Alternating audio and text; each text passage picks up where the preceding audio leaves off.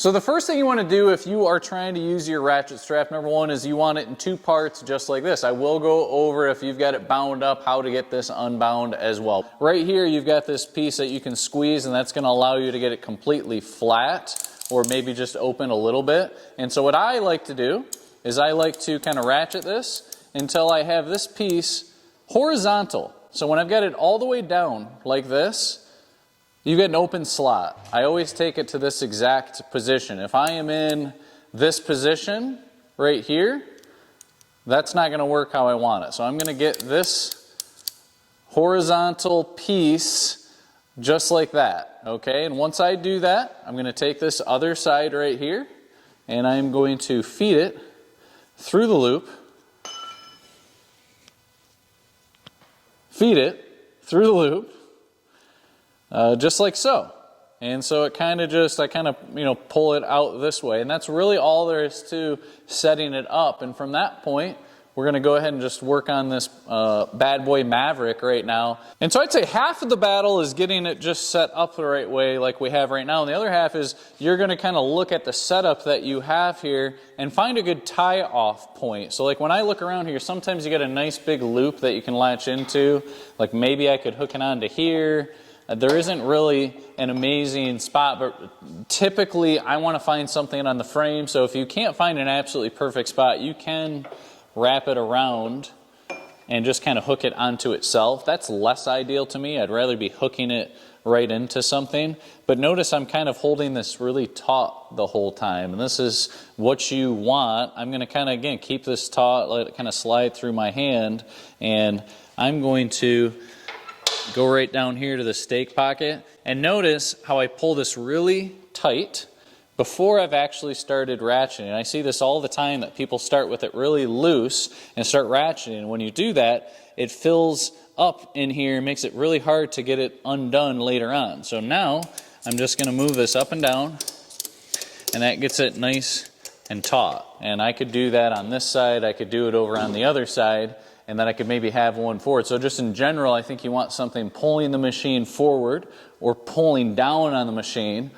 And you also want something pulling it back. So let's kind of look at, what if you ran into the situation where the last person that used this didn't do it quite the right way? What might your ratchet strap look like?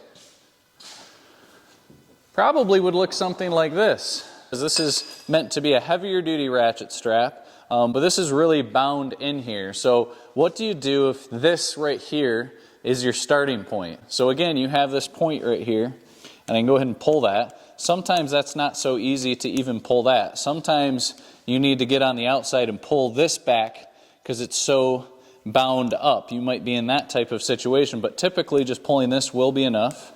And I try to get it to this perfectly flat position.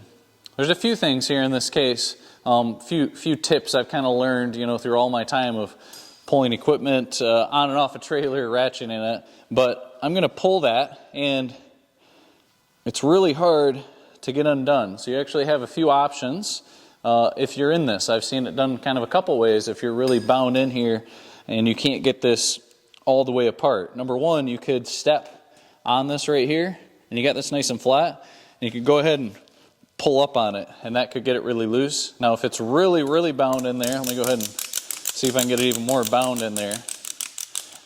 It's on there pretty good. Again, same thing, I can try to get this really flat.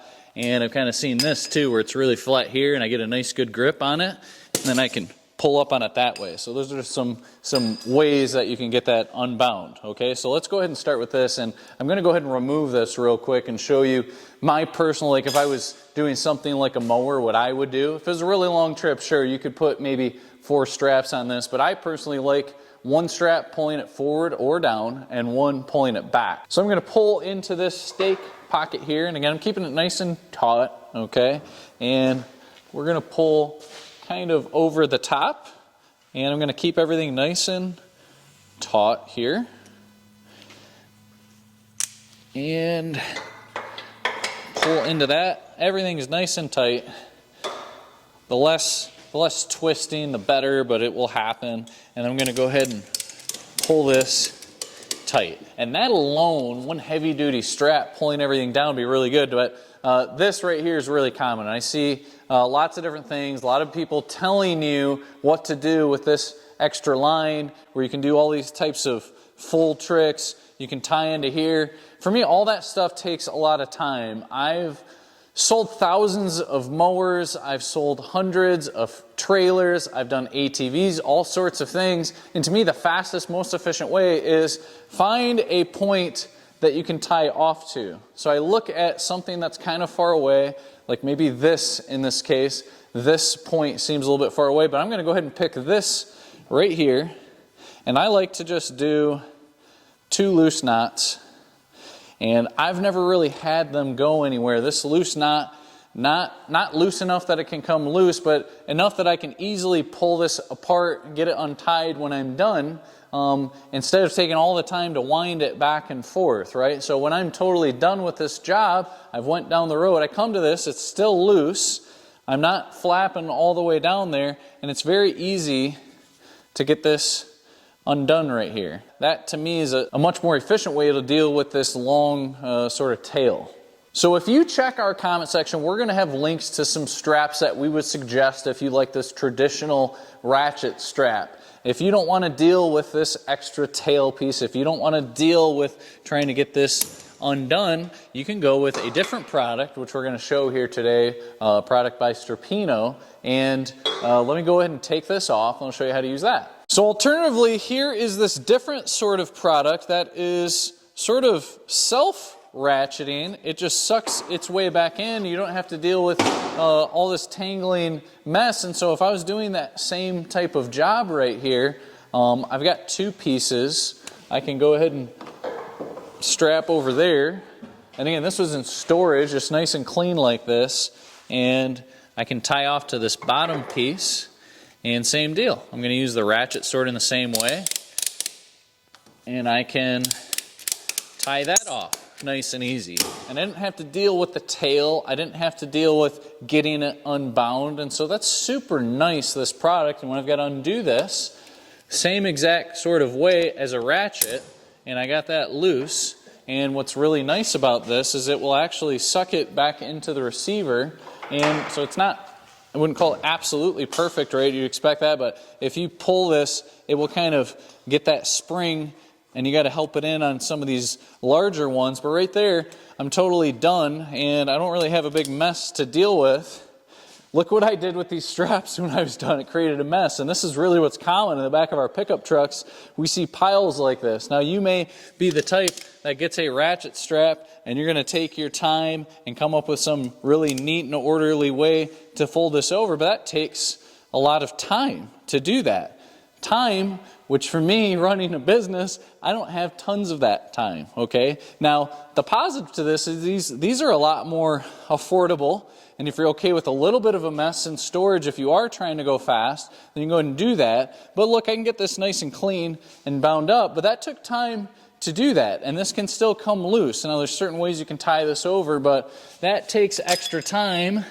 This is in nice storage. And so this company has tons of different ratchet straps, all of which we've put in the description here. But just depending on what you're trying to do, they have some of these smaller ones, again, that work the exact same way, that suck in very well, kind of a similar size. So it does depend on how much of a load you're trying to strap down, but these are just sitting in here and they're not getting all bound up. So it's really convenient. And so that's just one of the products, but they have all different types in here. If you go with this different style, this is a really untraditional type of setup, but if you're trying to hook on to something, let's just pick this point just for the sake of kind of showing it tying off to something. But you could do something like this, and you could ratchet it tight. So they have all different types, and I think nice and tight there. And when I want to undo this, it just comes nice and loose. So lots of different types in there. And the last one, this is the box. We just got a bunch of these, but this is the box that they come in. This is something, I think you can use this like on the front of a boat type of trailer, but I even see this type of application. This could be something that you bolt into place so it's always in the same place on your trailer, and that could be really slick. And with this one, same type of structure as all these other ones. So if you bolted something like this into place on your trailer, you could go here and you could tie off onto your mower and then ratchet it, you know, tight. Obviously you'd have that bolted in place, but tons of different options there. These are really nice. These are a little bit more of an expensive option, right, versus what we have messy down on the ground, but really convenient. This is something that will obviously save you a lot of time. Now, I'll say this, if you invest into this type of setup right here, it's going to be a little bit larger upfront investment. And this one right here has a brake strength of 1,500 pounds. So if you end up putting this on something that's going to give it more than 1,500 pounds of pressure, it will be very expensive if you break this one right here. So definitely get one of these that are thick enough to do the job that you want, but I would say probably worth this upfront cost as long as you get something that is heavy enough for the job. And so whether you're in this predicament of trying to figure out how to use these right now or just for the future trying to get the most efficient method, I hope that this helped. And if you're in the market for one of these guys or a trailer, we sell those here at Howe Equipment, located here in Jackson, Michigan.